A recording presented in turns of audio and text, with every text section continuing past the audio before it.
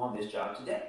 I said, if your word is true, then you have to do something, because I cannot come in this job like this any longer. Then I shut the stall door and I go back to my cubicle. Later on that night, my boss calls me into his office. He says, Will and I, we love you. You're fantastic. But, we know you've hit a wall here, and we want to help you find a new job.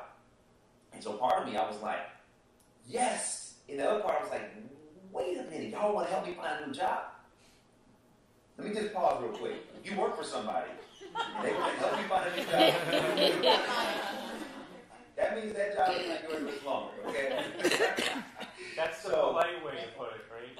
Right. So I was really excited about it. I was really, really excited about it. But at the same time, I was nervous. So what I did was, the Bible says faith without works is dead. So I put out on my resume, I did interview after interview, no job came. I went to Will. I said, Will, can you help me find a job?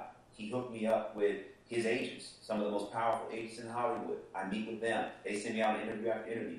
No job. I didn't know what to do. Just so happens that right around this time, Bishop T.D. Jakes was in Los Angeles preaching. I had always been a big fan of his preaching. I go hear him speak. I'm in the rafters. He's like a dot on the stage. He says a sermon called Turn the Page. At the end of Deuteronomy, Moses has died. The Israelites are mourning his death. But when you turn the page to the beginning of Joshua, God says, Moses, my servant, is dead. Right? So yes, he is dead. But it's time to stop mourning. Your mourning time is up. You have to get up and go into the land that I promised you. What he was saying is we get stuck in one chapter of life and we can't move on to the next. We're mourning something that is not coming back. But we have to have enough faith to turn the page to the new chapter in our life where God's promises are still good.